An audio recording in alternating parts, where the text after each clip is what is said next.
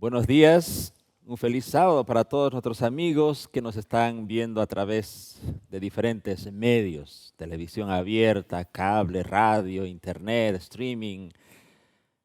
Que Dios les bendiga a todos ustedes, un feliz sábado aquí a todos los presentes también. Dios les bendiga, gracias por haber escuchado al Espíritu Santo, porque Él nos ha traído aquí, ha reunido a muchos de sus hijos alrededor de una pantalla. Yo sé que nos están escuchando en varios lugares, nos escriben de la radio, nos dicen nosotros nos reunimos 2, 3 familias, escuchamos la radio porque no tenemos una pantalla grande para ver todos. Otros dicen nos reunimos en la sala del hermano para escuchar, para ver la red Advenir Internacional. Loado sea Dios por eso. Eh, Hoy quiero hablar algo que quizás no es muy... A ver, algunos me escriben y me dicen, hermano, ¿por qué usted no habla de profecías? ¿Por qué usted no habla de lo que está aconteciendo ahora? ¿No ve que Donald Trump está haciendo esto? ¿No ve que el Congreso de Estados Unidos, la guerra, Venezuela, los terremotos? Me parece interesante, es necesario que se hablen de esas cosas. Me gusta hablar de esas cosas. Sin embargo, veo que otros colegas lo hacen muy bien, hablan mejor que lo que yo podría hacerlo.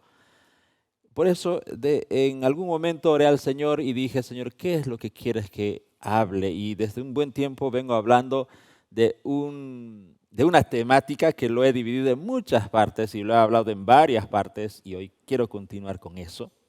Es sobre ese otro evangelio que está relatado en Gálatas capítulo 1, verso 6. Esta vez quiero abordar desde otra perspectiva. Creo que eh, el mayor éxito de Satanás no ha sido introducir el pecado dentro de la iglesia, discotecas dentro de la iglesia. A veces dice, hermano, ¿usted ha visto a esos hermanos que están bailando frente al púlpito? Sí, he visto, pero ¿sabe qué? Son casos aislados, por aquí, por allá. ¿Ha visto usted ese hermano que es, no sé, homosexual predicando? ¿Es adventista, hermano? Sí, puede ser, pero no son de los 100,000 pastores, ¿cuántos son? Son casos aislados. No digo que eso sea un éxito que haya tenido el enemigo dentro de la iglesia, por supuesto, pero hay algo, hay otro método que él está usando, hay otras formas en las que él se está introduciendo en la iglesia y está teniendo bastante éxito. ¿Saben cuál es? Uno de ellos, que le ha dado mucho éxito a través de la historia, no solo ahora, y él no ha bajado los brazos en esto, es hacer que la salvación sea difícil, parezca algo imposible. Y con eso sí ha tenido bastante éxito. De eso vamos a hablar ahora. Así que voy a hablar sobre ese otro evangelio de Gálatas 1:6, pero cómo ahora él utiliza ese otro evangelio dentro de las iglesias católicas, de las iglesias protestantes, de las iglesias evangélicas, incluso dentro de las iglesias adventistas. Hoy vamos a hablar sobre eso bajo este título: los pecadores que los fariseos nunca habrían bautizado. Vamos a pedir la bendición de Dios, vamos a pedir la dirección de Él para que todos juntos podamos entender este tema. Principalmente yo necesito la dirección del Señor. Amén. Oremos todos juntos.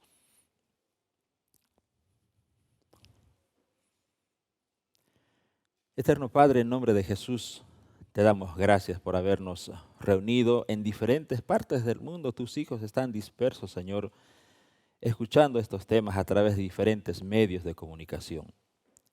Pedimos tu Santo Espíritu, Señor, que tú te hagas presente en cada corazón, en cada mente y en todo lugar donde estén tus hijos reunidos en tu nombre, porque tú nos prometiste, Señor, que donde están 2 o 3 reunidos en tu nombre, tú estarías allí. Queremos reclamar esa promesa, Señor. Danos tu Santo Espíritu para que en esta mañana podamos no solamente entender, sino también tu palabra llegue a lo más íntimo de nuestros corazones para que pueda transformar nuestras vidas y por sobre todo, Señor, ayudarnos a entender el camino correcto de la salvación. Ayúdanos a no equivocarnos. En nombre de Jesús te pedimos y te agradecemos. Amén.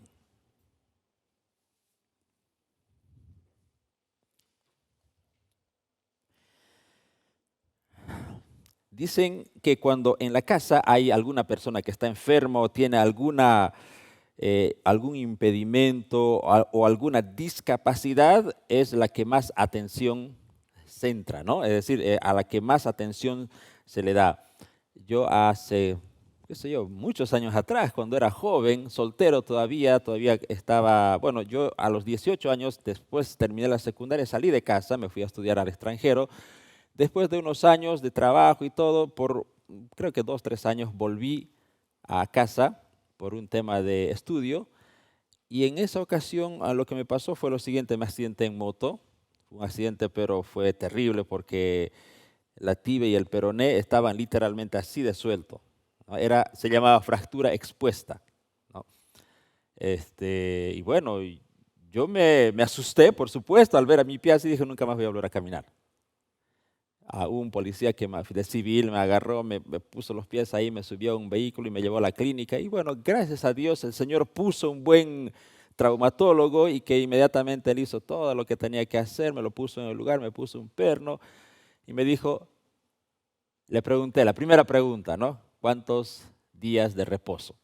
Él me dijo, mira, mi informe final no es el mío, tiene que hacer el forense. El forense dijo, bueno, mira, ¿sabe qué? Son 90 días. Ay, 90 días, sí. A partir de los 90 días vas a comenzar fisioterapia, vas a comenzar así poco a poco.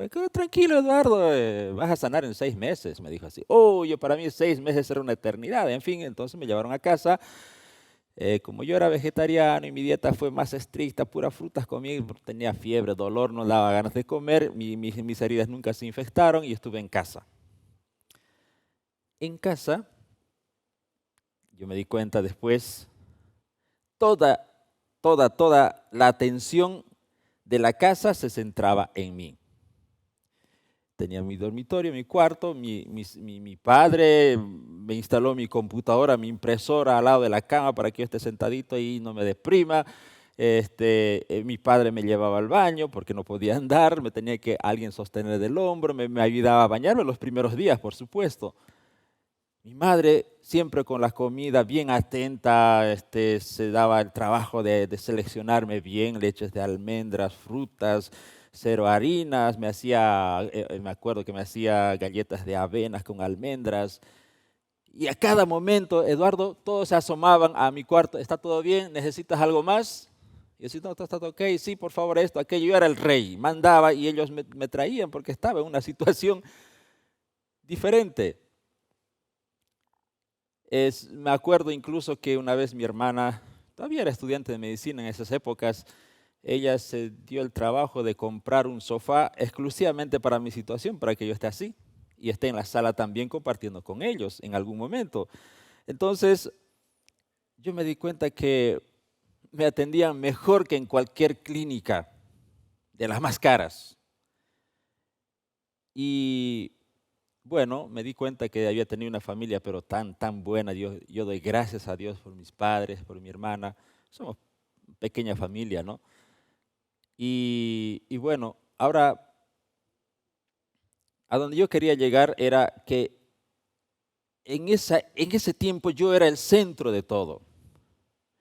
Parecía que todo giraba en torno a mí. La pregunta es, ¿por qué yo era el centro de todo? ¿Era porque yo era el hijo favorito, que todas las atenciones venían hacia mí? ¿Mis padres me amaban más que a mi hermana? ¿Esa era la situación? No, por supuesto que no. Simplemente la situación ameritaba darme mayor atención. ¿Por qué? Porque era una persona impedida en ese momento. No podía hacer lo que los otros hacían de manera normal. Entonces vino una sobrecarga de atenciones, de cariño, de amor. Lo sentí como nunca antes. Pero simplemente en ese momento se expresó eso, ¿no? Ahora, fíjense, ¿por qué les cuento esto? En Romanos capítulo 5, verso 20 dice, pero la ley se introdujo para que el pecado abundase, pero cuando el pecado abundó, sobreabundó también la gracia. ¿Qué significa que la ley se introdujo para que el pecado abundase? Resulta que cuando Adán y Eva pecaron, en ese instante ellos no se dieron cuenta de cuánto habían pecado, es decir, no sabían qué era realmente el pecado ni sus consecuencias. Más tarde, cuando comenzaron a caer las primeras hojas de un árbol, dice que ellos lloraron. ¿Cómo? Cayó una hoja. ¿Y por qué se está cayendo la hoja? Por tu pecado, por nuestro pecado. ¿Sí? ¡Wow! Y comenzaron a llorar, a deprimirse. Y después comenzaron las rosas a marchitarse, después comenzaron a envejecer los animales, ellos comenzaron a disminuir sus fuerzas.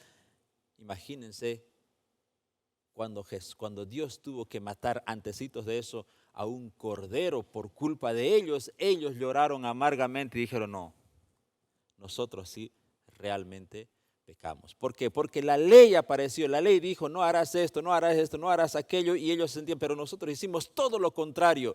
Entonces se dieron cuenta de que el pecado era tan grande, a eso se refería Pablo cuando dice, apareció la ley, el pecado abundó. Es decir, se dieron cuenta de lo inmensos de pecadores, de culpables que eran, se sentían culpables de toda la miseria humana.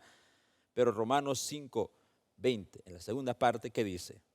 Pero cuando el pecado abundó, sobreabundó también la gracia. ¿Qué significa eso? Ok, no te preocupes.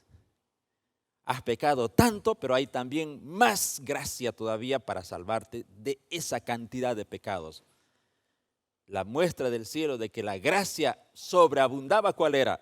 Jesús, el mismo Hijo de Dios, se ofrece y dice, no te preocupes, Adán, no vas a morir tú, yo voy a morir por ti. Él ofreció su vida en favor de los pecadores. Cuanto más hundido estaba el hombre en el pecado, de parte de Dios hubo más amor para el pecador. Cuanto más hundido está usted en el pecado, hay más amor de parte de eso. ¿Quieren una prueba de eso? Ahí está en la Biblia. Hay un ejemplo muy bonito en la Biblia. Hay una historia que está registrada en Lucas capítulo 7. Dice que, relata la visita de Jesús a un hogar de un rico fariseo. Entonces Jesús parece que le invitaron, ¿no? Le dijo, maestro, sí, hay la fiesta en la casa de mi señor Simón. ¿Puedes ir? Claro. Llegó allá, entró por la puerta. ¿Cómo está? Pase, tome asiento, pase, siéntese donde pueda. Entró como una persona común, se sentó y en medio de la fiesta aparece una mujer que la Biblia la describe como pecadora y en el contexto parecía que era María de Betania, a la que se le había sacado 7 demonios. ¿Quién era? ¿Qué era? O sea, 7 demonios. Era, si quieren en lenguaje facilito, era una mujer con 7 pecados, por así decirlo. Podría ser adulterio, podría ser robo, podría ser orgullo, podría ser egoísmo, podría ser avaricia, podría ser muchas cosas. Pero dice la Biblia simplemente la cataloga como pecadora. ¿Y cómo era considerada esa pecadora? Por la tradición judía, por la tradición de los rabinos, de los fariseos. Ahora estoy introduciendo esta palabra nuevamente aquí, fariseísmo, que era prácticamente legalismo, sinónimo de legalismo, de salvación por obras, de tradiciones, de costumbres por encima de la ley. Entonces, ¿cómo era catalogada esta mujer por ellos? ¿Cómo? Pecadora. A esa mujer no tienes que acercarte. Quien está cerquita de esa mujer, quien se junta, quien come con esa mujer, quien habla con esa mujer es igual que ella. Porque ha debido ser una mujer, pero despreciada, ¿no? Esta mujer entra, al verla a Jesús, ¿sabe qué hace esa mujer? Llora. La mira a Jesús y comienza a llorar y a derramar lágrimas. Dice que sus lágrimas caían y caían sobre los pies de Jesús. Y la mujer dice, ay no, estoy mojando los pies del maestro con lágrimas, no es digno de eso. Se arrodilla y seca con su cabellera, seca los pies de Jesús y saca un perfume y tú eres digno de perfume, no de mis lágrimas. Un perfume tan caro que valía 300 días de salario diario, de jornales diarios. Era 300 denarios, un denario dice que era un salario de un día, de un jornalero. Entonces, Simón el fariseo, el escriba, el erudito, lo miraba y decía, si este fuera sacerdote, no se acercaría, no permitiría que una mujer así, de esa esa lacra se acerca a este hombre. Pero Jesús miraba, observaba todo, obviamente que leyó la mente de este fariseo y le miró y le dice, Simón, oh, sí señor, quiero contarte una historia. Le contó una historia interesante. Le dijo, había un acreedor,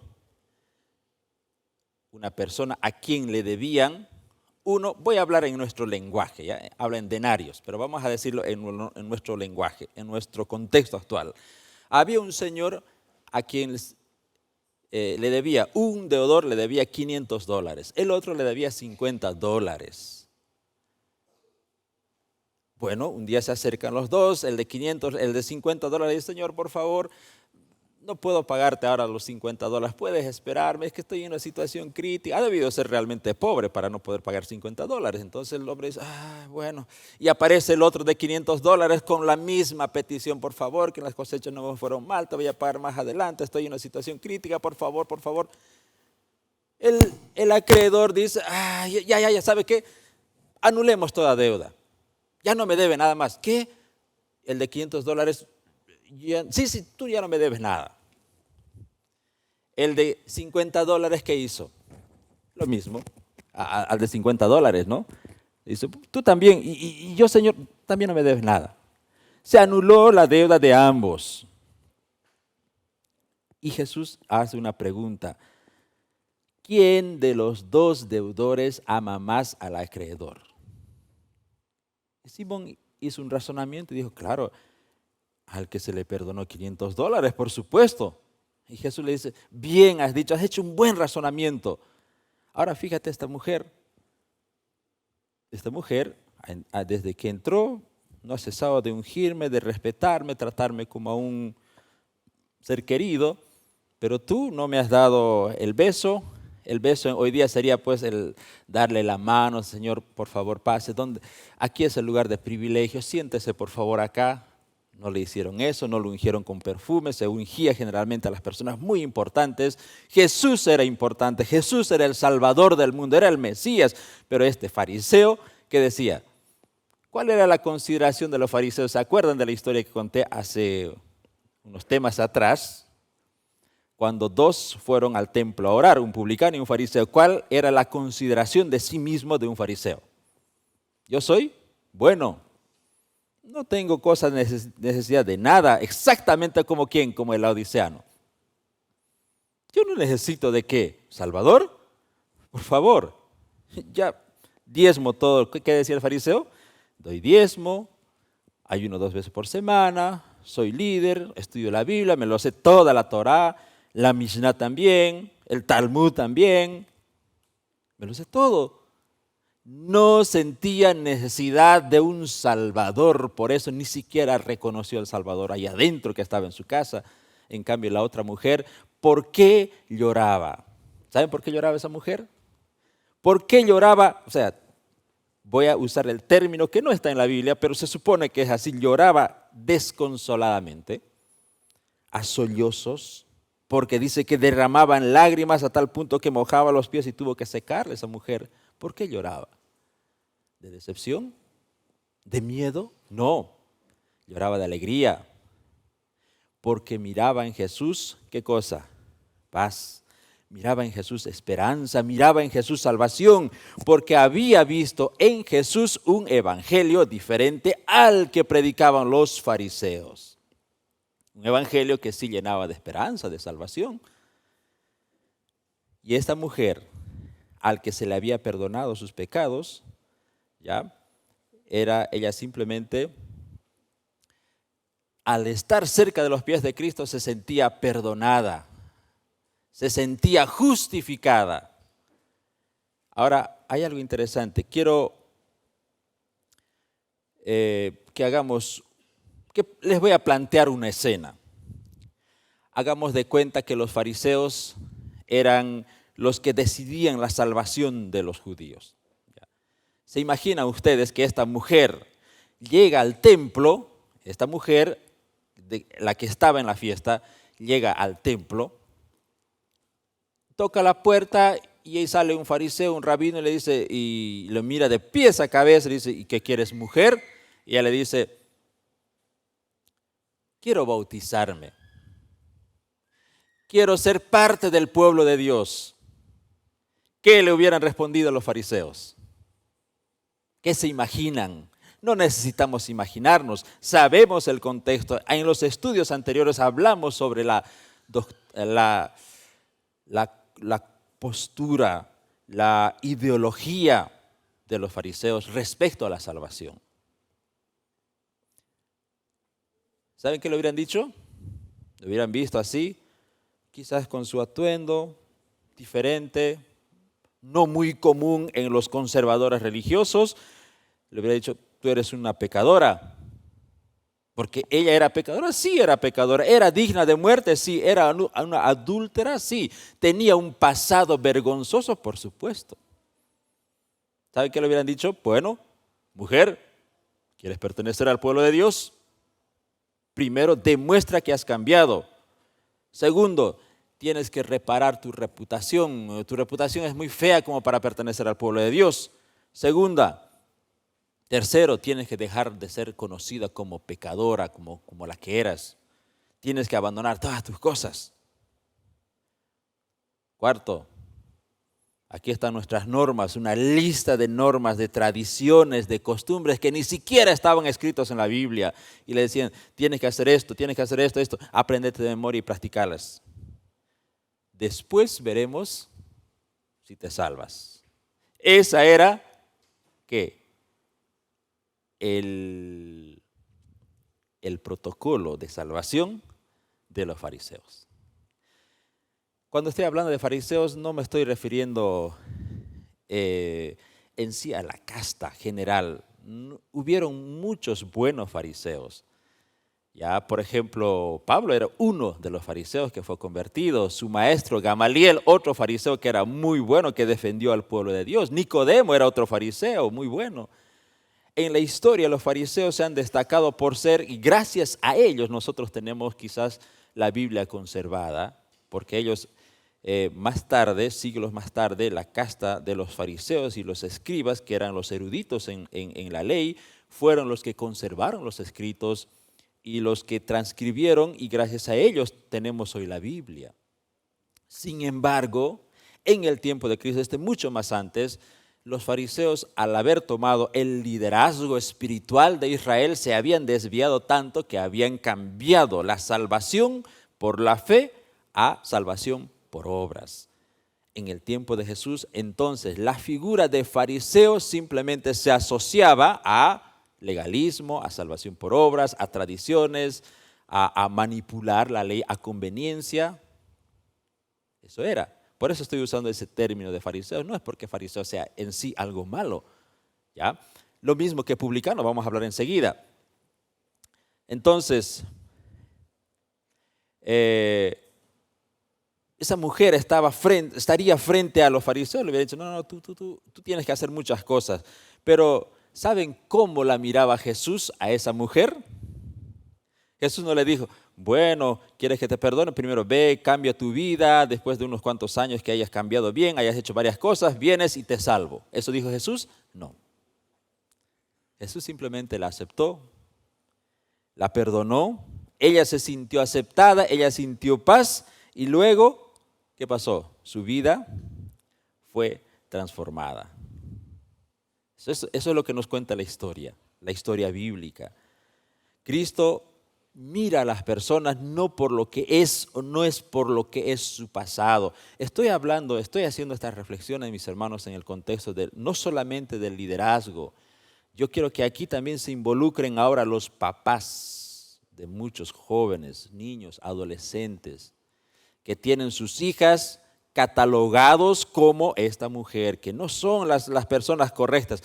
Loado sea Dios por esos hijos que vienen a la iglesia y participan, son líderes. Loado sea Dios por ellos, pero hay muchos hijos a quienes hay que redimir. Hay muchos hijos que están en las iglesias, están sentados, pero no quieren saber en realidad de la iglesia, pero están ahí por cultura, por costumbre. Y hay muchos hijos que simplemente no quieren estar en la iglesia. Dicen, papá, yo no quiero tu iglesia.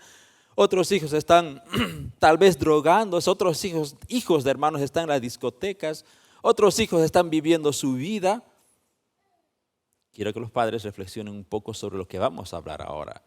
Los líderes también, existen muchas iglesias que hay muchas almas, muchas ovejitas que se desvían de la fe. ¿Y cómo los tratan? No, yo conozco una iglesia, no es una adventista por supuesto, pero conozco una iglesia, alguna vez sí me invitaron allá a ir y habían hermanos que se sentaban en la primera fila y habían otros que se sentaban en la última fila. Yo pensé que eran como sucede en nuestras iglesias, ¿no? Los que llegan tempranito se sientan adelante y los que llegan tarde, ay, cuanto menos bulla hago, me siento atrás. Yo pensé que eran esos rezagaditos que llegaban tarde, pero no. Habían personas que llegaban tempranito y se sentaban atrás y otros eran dirigidos literalmente, les llamaban, les decían, hermano, usted por favor, aquí, aquí, aquí. Y el otro hermano que quería venir adelante, no, hermanito, usted tiene que irse atrás. ¿Quiénes eran esos de atrás? Eran los castigados, eran los que habían sido disciplinados, los que habían caído en pecado, pero por favor atrás, no eres digno de estar adelante. Qué terrible, ¿no? Jesús no hacía eso, hacían los fariseos, hacían eso. Y Jesús decía, no, por favor. Zaqueo, ¿dónde estás? ¿Dónde estaba Zaqueo? El publicano, ¿dónde estaba el publicano? En la multitud, en primera fila, siguiendo a Jesús, mirándolo así. En un árbol, intentando ver a Jesús desde atrásito para conocerle así, porque yo no soy digno. ¿Entienden? Jesús, ¿qué le dijo? Zaqueo, atrás, no eres digno de mí. ¿Dijo eso? Le premió con algo más interesante. ¿Qué hizo con Zaqueo? Zaqueo, bájate, anda a tu casa. Voy a ir a visitarte a tu casa. Y no solamente era una visita, hola, ¿cómo estás? Chao. Voy a hospedarme en tu casa. Zaqueo tenía una casa gigante, era un hombre rico. Y dijo, yo quiero estar contigo, quiero cenar contigo, ¿entienden? ¿Qué privilegio más grande? Entonces, volviendo a la mujer, el relato bíblico termina diciendo, hija, tus pecados te son perdonados. Qué bonito, ¿no? ¿Cuál fue el primer requisito para la mujer para entrar al reino de los cielos? Que sus pecados le sean perdonados. Y por fe. No le dijo, cambia tu vida, primero vas a cambiar, después de unos añitos vendrás a mí a ver si te salvo. No dijo eso, simplemente le dijo, necesitaba ella, ¿qué cosa? Creer. En esta historia, mis hermanos, podemos ver la gracia. ¿Cómo es que Pablo decía, cuando el pecado abundó, sobreabundó la gracia? Aquí en esta historia podemos ver cómo sobreabundó la gracia. Cuanto más pecador sea la persona, el brazo de la gracia se extiende ¿hasta dónde? Hasta lo profundo para sacar a quién, al pecador. Piensen en eso los papás. ¿Dónde están sus hijos ahora? Si están en la iglesia, están con usted, liderando la iglesia, loado sea Dios por ellos. Pero si no es así, ¿dónde están sus hijos? Piense lo que Dios puede hacer con ellos. El brazo de Dios llega más lejos de donde nosotros nos imaginamos. No significa que Dios salva así a los pecadores, ya pecador con tu drogadicción a la iglesia, ya tú que te gusta el rock, vení a la iglesia a hacer rock para la iglesia. No es así. Dios llamó a pecadores, pero primero los llamó, primero Él se hizo sentir atraído hacia Él.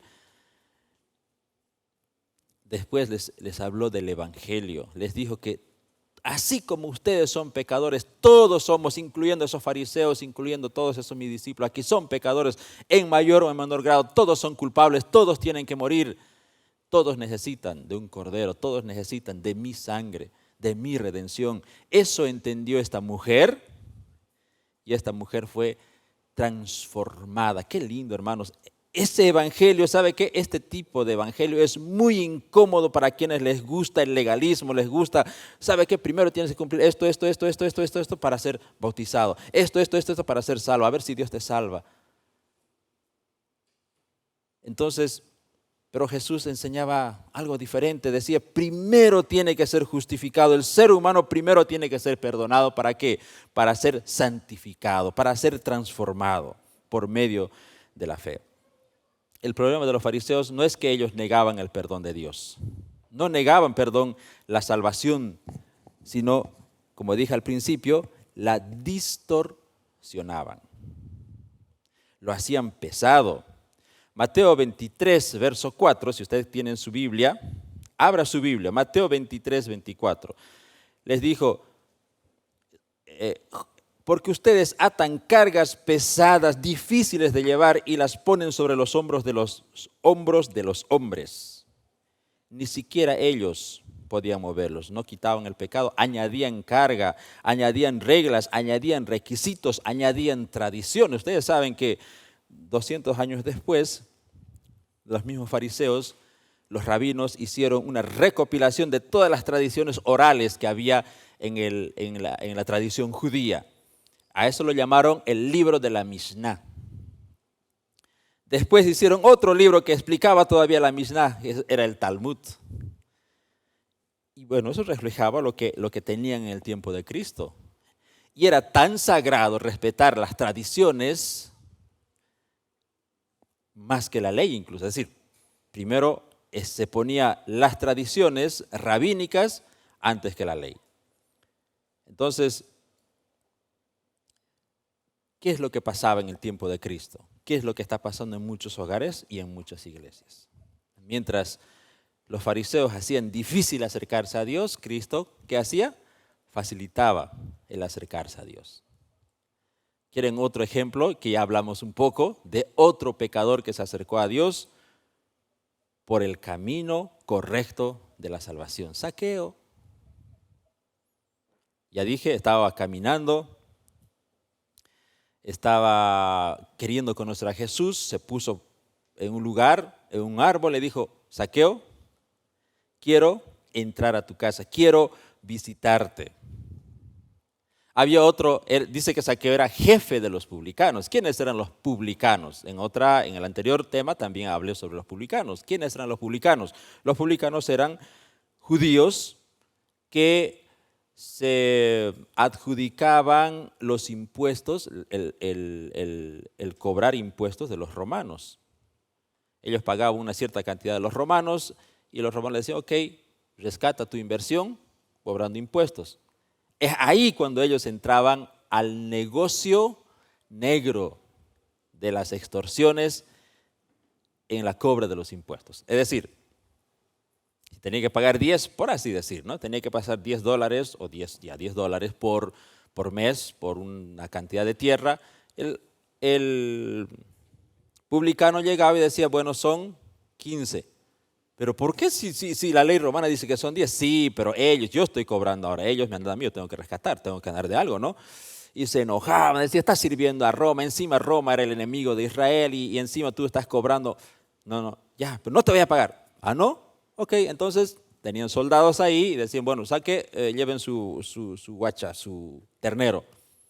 Pero si eso cuesta 200, no, pero o me lo llevo o me pagas. Ya está bien, toma 15. Y pagaban 15. Y si ese día no podía pagar, ¿qué hacían al otro día? Decían, entonces mañana ya vale 20. Pero ¿cómo pueden? ¿Me entienden?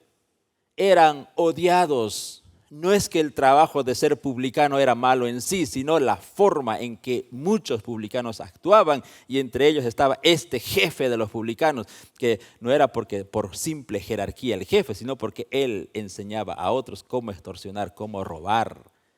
Era un cerebrito para hacer dinero ilegalmente, por supuesto. Entonces, Zaqueo era uno de los odiados. Habían 3 tipos de personas que en la cultura judía a quienes los despreciaban. Eran las prostitutas, en primer lugar, los leprosos y después estaban los publicanos. Los odiaban. Pasaba un publicano y un judío de corazón, miraba, escupía ahí, ¿no? Persona no grata en la sociedad. Zaqueo era uno de ellos. Había otro a quien Jesús le invitó. ¿Cómo se llamaba? Mateo. Mateo habrá sido su pupilo de Zaqueo, pues Zaqueo era el jefe. ¿Qué hizo Jesús con esas personas? A Mateo le dijo, sígueme. Seguramente Mateo era menos corrupto que Zaqueo. Por eso le hizo un llamado directo. ¿Sabe qué? Yo sé que estás cobrando, la gente te odia, no te quiere, pero no importa. Tú puedes invertir tus talentos en el reino de los cielos, en la búsqueda de almas. Pero a Zaqueo se acercó y le dijo, ¿sabe qué? Tengo que visitarte primero. Se acercó, fue a su casa. ¿Se acuerdan del texto que dice Apocalipsis 3:20? Jesús se acercó y le dice, Zaqueo, yo estoy a la puerta, estoy llamando, ¿quieres abrir tu casa? Zaqueo que dice, sí, por favor, me siento honrado con tu visita, pasa en mi casa, cena conmigo, almuerza conmigo. ¿Qué significa todo eso? Una relación estrecha, permanente, constante de amistad. Zaqueo comenzó por la fe a acudir constantemente al santuario celestial, a confesar sus pecados. Reconoció tanto sus pecados cuando Jesús lo visitó, pero Jesús no le dijo, ¿sabe qué, Zaqueo? ¿Quieres que vaya a tu casa a visitar? Sí, primero, abandona el trabajo. Segundo, deja de engañar. Tercero, deja de robar. Cuarto, devolver todos los bienes que has robado. No le dijo eso. ¿Qué fue primero para Zaqueo? Primero fue, ¿qué cosa? Su salvación. Jesús se aseguró que Zaqueo conozca el evangelio, que Zaqueo se reconozca como pecador y a la vez que reconozca por fe el Cordero de Dios que quita el pecado del mundo y se sienta salvado, se sienta redimido, se sienta con esperanza y se sienta en paz. Entonces recién él estuvo en condición de ¿qué? De abandonar todo. Y cuando vio el carácter puro de Jesús, cuando vio esperanza en Jesús, ¿qué hizo Zaqueo? Dijo simplemente, entonces quiere decir que todo lo que he robado es ilegal. Él se dio cuenta de eso y él mismo dijo, entonces tengo que devolver todo lo que he robado. Y comenzó a devolver.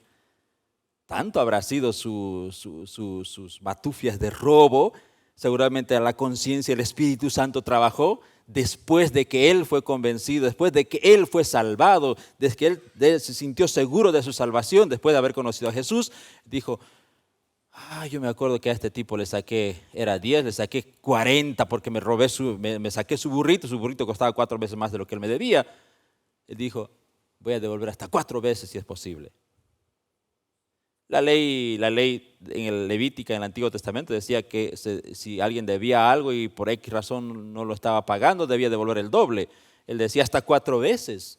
¿Cómo qué? Como una evidencia. ¿Qué evidenciaba eso de que él estaba devolviendo todo? ¿Qué? Como los fariseos, mira, cuanto más pagas, cuanto más distribuyes tu dinero, mejor lugar en el cielo vas a tener. No, simplemente él ya se sentía redimido, salvado. Y es así cuando él comenzó a, ¿qué cosa? Desprenderse. A diferencia de un joven rico anteriormente, ¿no? Un joven rico había que le dijo, ¿sabe qué? Reparte tus bienes. Él dijo, no, yo no puedo eso. No había conocido a Cristo, no se había sentido salvado. Él todavía estaba creyendo como los fariseos, que cuanto más bueno guardas la ley, vas a la iglesia todos los días, haces tu año bíblico y cuanto más hagas esas cosas, más cerquita de Dios estás, eres el favorito de Dios. Eso creía el joven rico y cuando le dijo, reparte tus bienes, dijo, no, eso no puedo hacer. Pero Zaqueo había entendido diferente. ¿Quieren otro ejemplo más? Hay muchos ejemplos en la Biblia. Está María Magdalena, a quien la querían apedrear. Jesús dijo, el que no tiene pecado, que tire la primera piedra. Se imagina María Magdalena, Zaqueo yendo al templo y consultando con los fariseos y decirles, maestro, rabí, así de pecadores como eran antes de ir a Cristo, queremos ser bautizados, queremos ser salvos, queremos ser parte del pueblo de Dios. ¿Qué le hubieran dicho a ellos? Ahora, hay otra mujer en la historia, ¿no? Se llama Rahab de Jericó. Hay una lista grande en la Biblia de pecadores a los que el Señor extendió el brazo así como si fuera un elástico y metió hasta abajo y los sacó desde abajo, desde el profundo del pecado. ¿Dónde están sus hijos? Ahora quiero reflexionar con los padres. ¿Por qué con los padres? Porque la Biblia dice en Efesios capítulo 5, el verso 23, dice que los padres, el papá especialmente, junto con la madre, ejercen el liderazgo en la casa El papá es la cabeza de la mujer o de la familia, así como Cristo, que es la cabeza de la iglesia. Ustedes tienen que tratar a su familia, a sus hijos, así como Jesús trata a su iglesia, así como Jesús trataba a los pecadores. Ahora les pregunto a los papás, ¿cómo están administrando la salvación de sus hijos? Yo no quiero intrometerme en lo que ustedes hagan o no hagan en temas seculares en la casa. Habrán muchas formas de enseñar el camino de la salvación, normas de orden, de moral en la casa, ¿no? Eso de dejar tendida la cama, mantener limpia la casa, ayudar en los deberes de la casa, obedecer a papá. Bueno, esos son temas seculares que cada padre estará adoptando su propia modalidad. Pero en temas de salvación hay un principio bíblico y uno de ellos es Efesios capítulo 5, verso 23, Deuteronomio capítulo 6. Memorícense esos dos textos, queridos padres. Deuteronomio 6, capítulo 6 y Efesios capítulo 5, verso 23. En Efesios nos está diciendo, papá, tú eres la cabeza, así como Cristo. En otras palabras, ¿cómo tienen que venderle el evangelio a los hijos? ¿Cómo? Usted tiene dos opciones. O usted intenta vender el evangelio al estilo de los rabinos y los fariseos, o usted vende el evangelio a sus hijos al estilo de Cristo. Muestra el evangelio verdadero. Ese otro falso evangelio estaba encarnado en la forma en que los fariseos enseñaban, en la forma en que los rabinos de la época enseñaban la salvación. No, primero tienes que hacer esto, primero aquello, esto. Si no haces, ya lo sacaban fuera de la ciudad y a apedrearlo. Vimos un ejemplo claro en la mujer que había pecado. Simplemente ella había violado una ley y dijo, bueno, tú eres digno de muerte, y afuera, y la estaban por apedrear, y Jesús tuvo que intervenir ahí. Entonces, ¿cómo está administrando usted la salvación en sus hijos?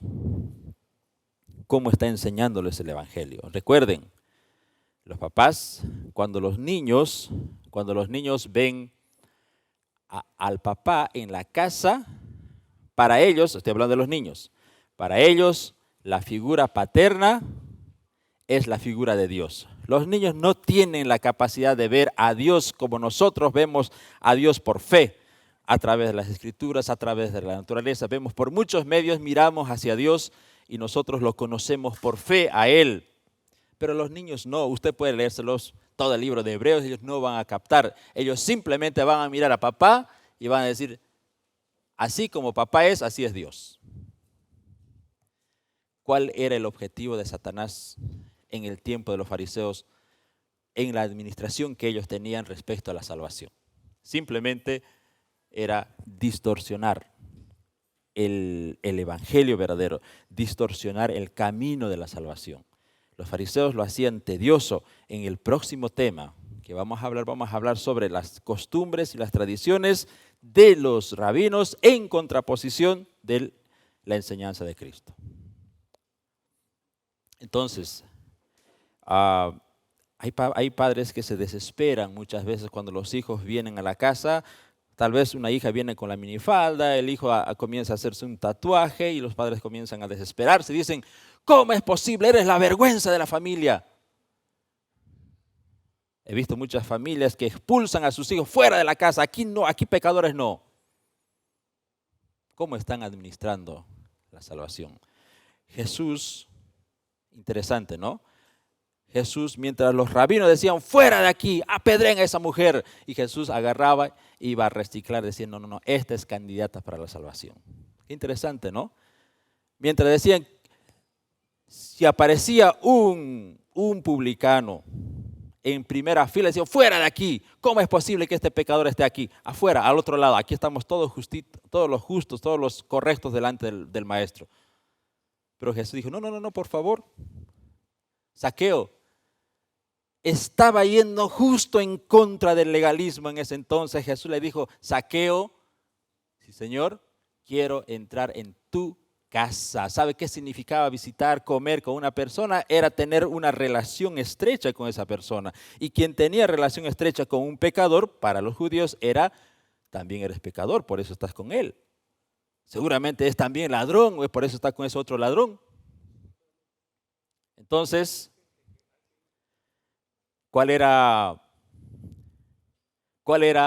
el evangelio que Jesús quería enseñar? Jesús estaba preocupado por la salvación de las almas, no estaba preocupado por cumplir las cosas. Ahora, hay otro detalle que yo quiero que los papás entiendan. Hay dos opciones, hay dos tipos de padres. Lamentablemente, Satanás siempre ha trabajado ya empujándonos de un lado para otro. Proverbios 4:27 establece el principio del equilibrio bíblico. ¿Qué es eso? No te vayas, dice Proverbios 4:27, no te desvíes a la derecha ni a la izquierda, aparta tu pie de hacer el mal. ¿Qué significa eso? Que no te vayas ni a este lado ni a este lado. Usted como padre tiene corre el riesgo de estar en uno de los dos extremos. En ninguno los quiere Dios. En este extremo están los padres pusilánimes, Aarón, Elí. ¿Se acuerdan de esos padres? Dios no quiere papás así, está bien hijito, Dios te perdona. No. Tiene que tomar cartas sobre el asunto, o está en el otro lado, en el lado de ¿dónde? De los padres autoritarios, de los padres que imponen reglas, tradiciones, y si no, los hijos no se acomodan a las reglas y las tradiciones de la casa, es un hijo no grato, es una cabra, un hijo que no me importa. Yo conozco un hermano que sus hijas se desviaron, seguramente porque en niña no vieron la figura de Dios en ese papá. ¿Por qué? Porque el papá llegaban los niños aquí a la iglesia y los niños tenían que estar bien quietitos, bien sentaditos ahí. Y si algún niño salía por X situación o hacía alguna bulla o hacía, el papá agarraba, lo sacaba fuera de la iglesia y sacaba el cinturón y ¡pa! ¡Y pa!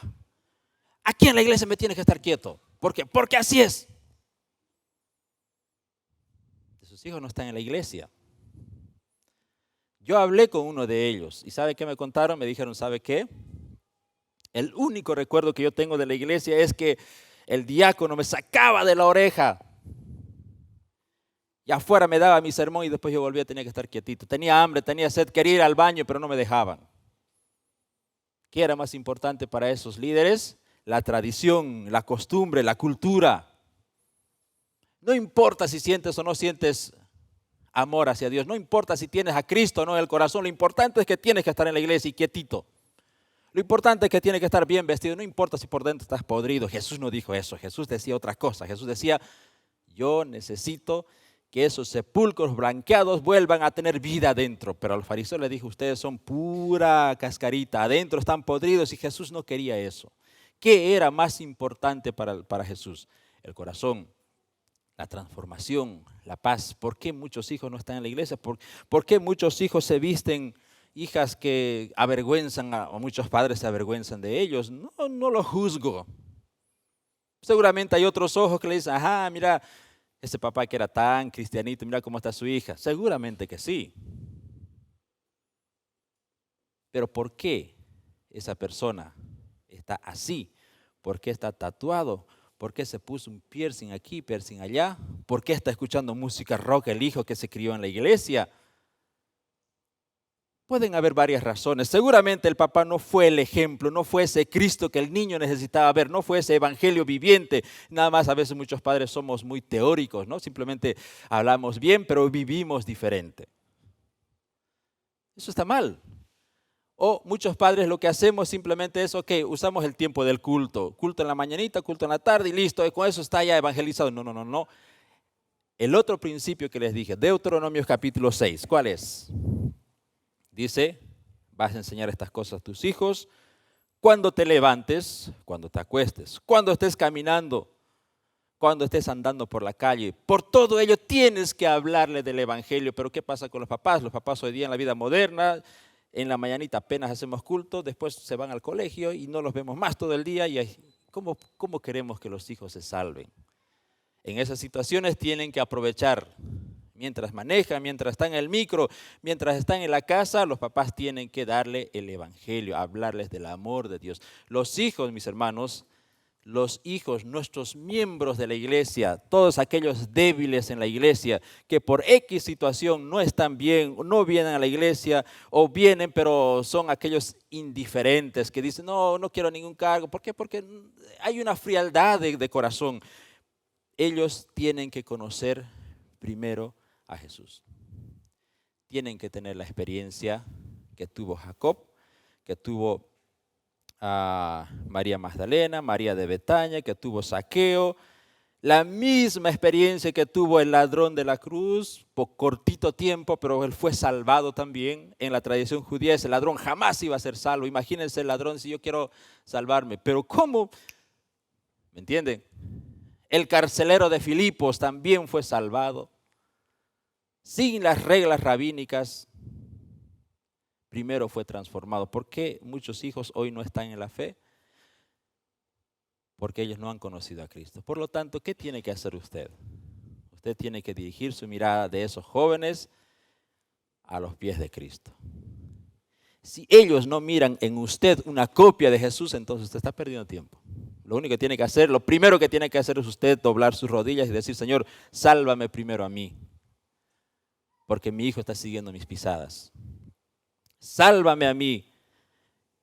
Y es así como los hijos van a llegar al reino de los cielos. Esos hijos rebeldes, mis hermanos, no están excluidos de la gracia. Esos jovencitos que hoy no quieren seguir a Cristo, no pierda la paciencia con ellos. No les eche maldiciones, te va a ir mal. Ese papá cuyas hijas no estaban en la iglesia, en la historia que estaba contando hace rato, hijos, hijas, ninguno está en la fe. Vienen, visitan de vez en cuando, son respetuosos con los hermanos porque se criaron con ellos, saben que existe un Dios, pero no están aferrados a la fe.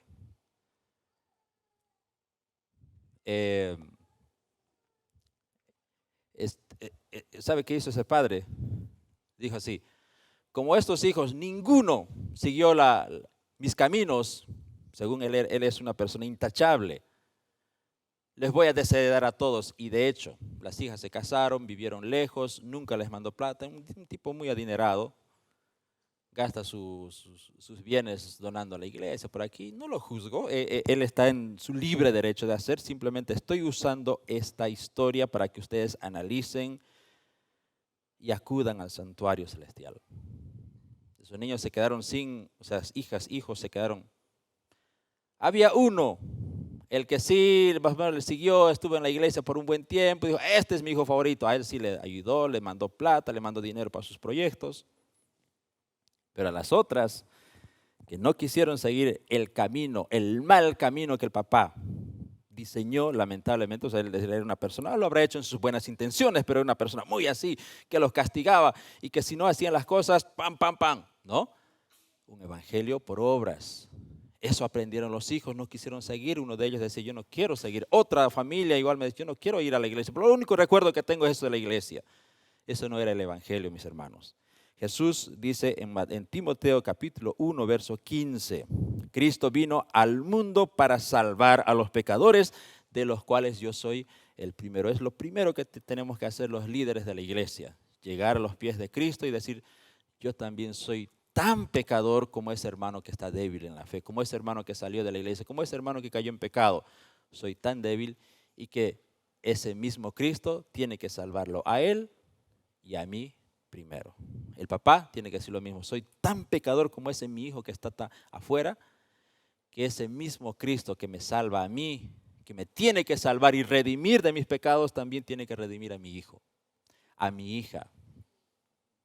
No los juzguen, no los acusen. Preocúpense en que esos hijos conozcan el verdadero evangelio. No estoy diciendo que tenga que conocer las reglas, las normas de la iglesia. Eso es de segunda importancia. Lo primero que tiene que conocer una persona es a Jesús. ¿Cómo salva el evangelio? Usted tiene que transmitir desde niñito a los chiquitos, a los jóvenes, a los adolescentes, a los jóvenes, de que Jesús sí puede salvarnos del pecado y que somos el objeto de mayor consideración en este mundo. De que los hijos de Dios, nosotros somos tan considerados que Jesús tuvo que dar su vida. Los hijos tienen que sentirse amados. Los hijos tienen que sentirse perdonados. De lo contrario, no hay resultados. Usted me dirá, pero hermano Eduardo, eso es pura teoría. Pues yo no estoy autorizado a hablar de otra forma. Eso dice la Biblia, eso nos ha demostrado la historia. Ahora, si hay algunos que aún así no quieren, pues habrá. Pero la forma correcta de tratar a las almas caídas, a las almas débiles, es esa. No hemos hablado de Manasés, el peor rey de Israel, puso sus hijos a Moloch, los ofreció en sacrificios. El libro de Reyes y Crónicas lo describe como el rey más malvado de Israel. Por culpa de él murieron mucha gente. Él desvió a toda una nación hacia la idolatría. Pero finalmente en Crónicas se relata la historia de su conversión. Se arrepintió delante de Dios, Dios le perdonó. Es más, lo restituyó. Con Rahab no solamente la salvó, la mujer, imagínense una mujer ramera de un país pagano, de Jericó, era un pueblo de un país enemigo del pueblo de Dios. ¿Qué hizo con Rahab? No solamente fue salvada ella y su familia porque ellos creyeron en el Dios de Israel, sino también se le concedió privilegios. Qué interesante. ¿Cómo es posible que una mujer ramera después se haya casado con Salmón? Después de Salmón, la pareja tuvo un hijo que se llamaba Boz. Después de Boz nació Obed. Obed se casó con otra pagana, convertida por supuesto, Ruth. Después nace ¿quién? Isaí. Después de Isaí, ¿quién viene? David. De David viene ¿quién? El Mesías. ¡Qué privilegio! Hermanos, ese hijo, esa hija, ese hermano que está caído en el pecado hoy, un día puede ser redimido, un día puede ser el líder de la iglesia, un día puede estar liderando el pueblo de Dios. Dios devuelve, Dios da privilegio, no solamente a David. ¿Qué pasó? David cayó tan bajo que Dios tuvo que extender su brazo hasta abajo para rescatarlo, no solamente para rescatarlo y perdonarlo, sino también para restaurarlo, y volvió a ser el rey de Israel y volvió a ser considerado como el amado de Dios. Esa mujer fue considerada como ¿qué? Como la tatara abuela del Mesías de Jesucristo. Así es Dios. Ese es el evangelio que usted tiene que transmitir a sus hijos. Solo ese es el evangelio verdadero que salva. El otro evangelio de salvación por las obras, al seguir las reglas de las cosas para salvarte, por si te salvas y cumples todas las reglas, ese es el otro falso evangelio que está dentro de las iglesias y está minando muchas iglesias. Que Dios nos bendiga. Amén.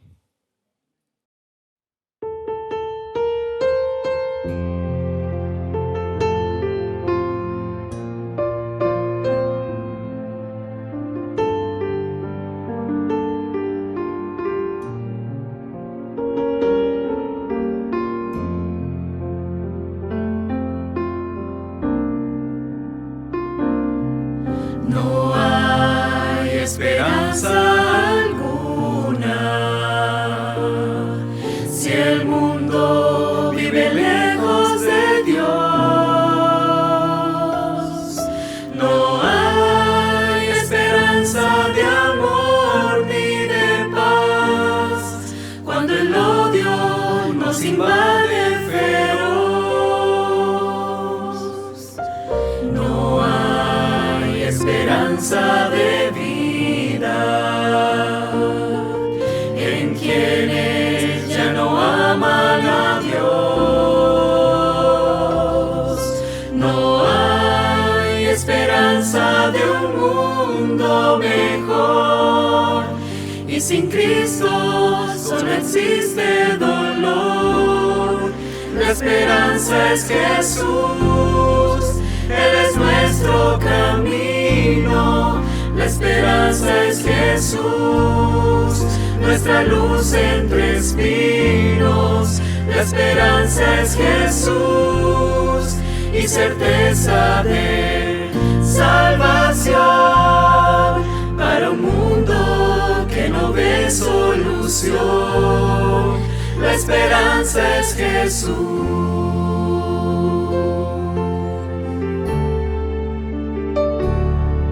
Solo hay esperanza y certeza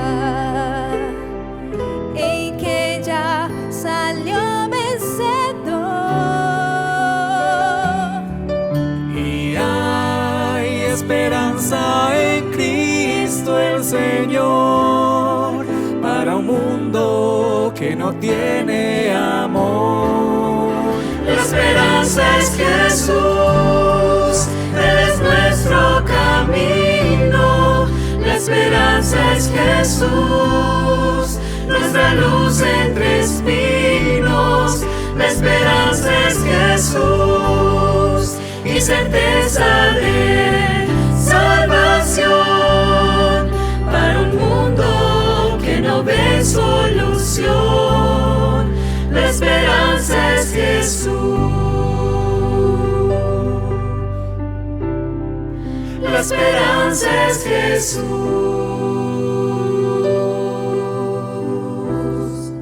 La esperanza es Jesús.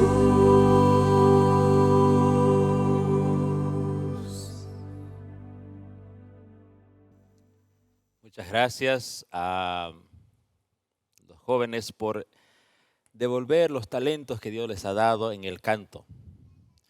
Y como expresaba el himno, la esperanza es Jesús. La única esperanza de salvación es Él. En la lista de pecadores que mencionamos, no terminé de mencionar todos, habían muchos todavía.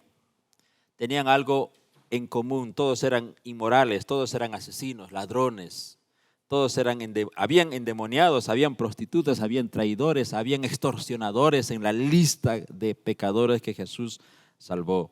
Y pregunto, ¿cómo se siente usted como papá delante de sus hijos?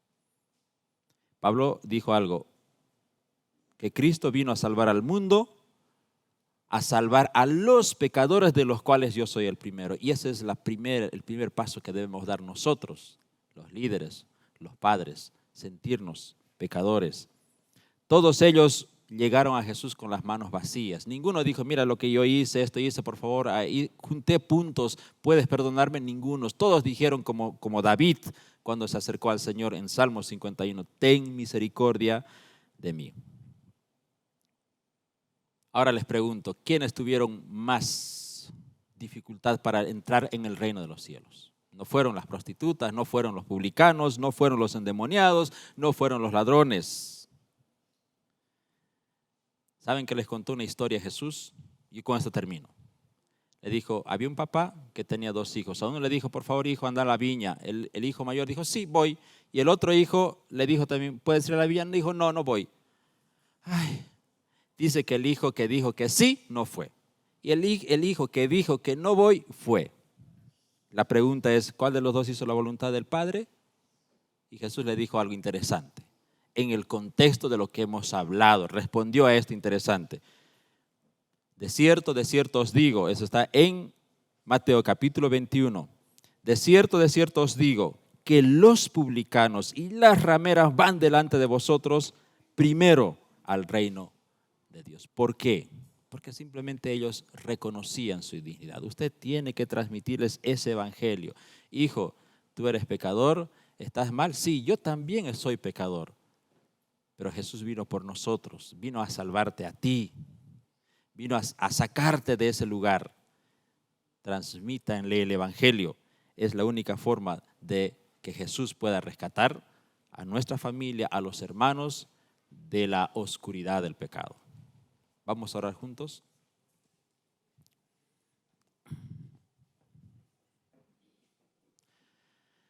Padre nuestro que estás en los cielos, te damos gracias, Señor, porque enviaste a tu Hijo amado para morir por nosotros que somos indignos, Señor.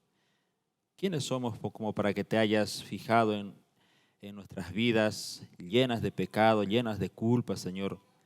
Gracias por enviar a tu Hijo amado para sustituirnos. Y ahora te pedimos, Señor, mucha sabiduría, especialmente a los líderes de la iglesia, a nosotros los padres, Señor, que todavía administramos la salvación para nuestros pequeños corderitos. Muchos de ellos se comportan como cabritas, Señor, y a veces no sabemos cómo hacerlo correctamente y en un celo actuamos muy mal. Te pedimos perdón, Señor, por ello y te pedimos que nos des tu sabiduría, nos des tu Espíritu Santo que nos guíe en la dirección de tus hijos, en la dirección de estas almas, Señor, que necesitamos llevarlas a tu reino, no solamente en nuestra familia, sino también cuando tengamos que administrar el Evangelio en muchas almas que aún no te conocen.